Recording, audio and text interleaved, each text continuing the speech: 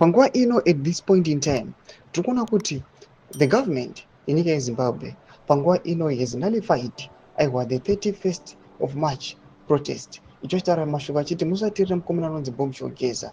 At the same time we are seeing maloyalist vanhu vari kusapota Bob Shogeza pamwe chete nemutevedzeri wemutungamiri wenyika vice president Constantine Chiwenga.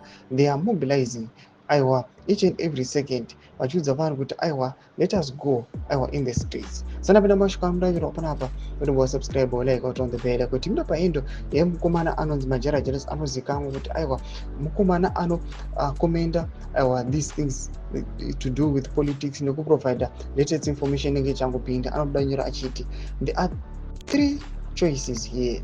Number 1, join the M31 movement on the 31st of March. Number 2, wait for 2028 elections, which will never come, and if they come, they will be rigged anyway.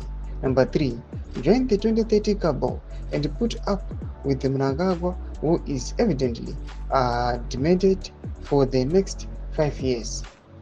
I choose number 1.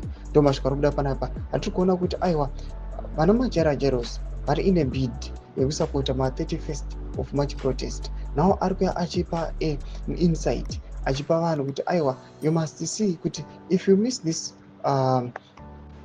opportunity we are only left with other 2.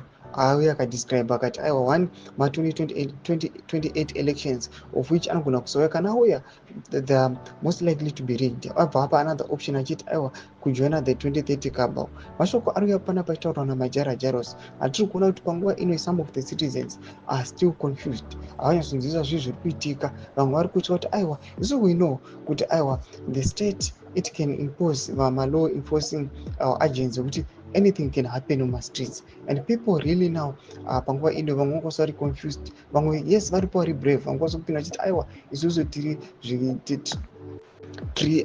mamonya kana kuti tiri magananda, we can fight back. Tudze mafunguro enyu muri kudii pamusoro pechitiko ichi. Pinda comment section medu tudze mafunguro enyu. So subscribe or like, don't on the bell icon.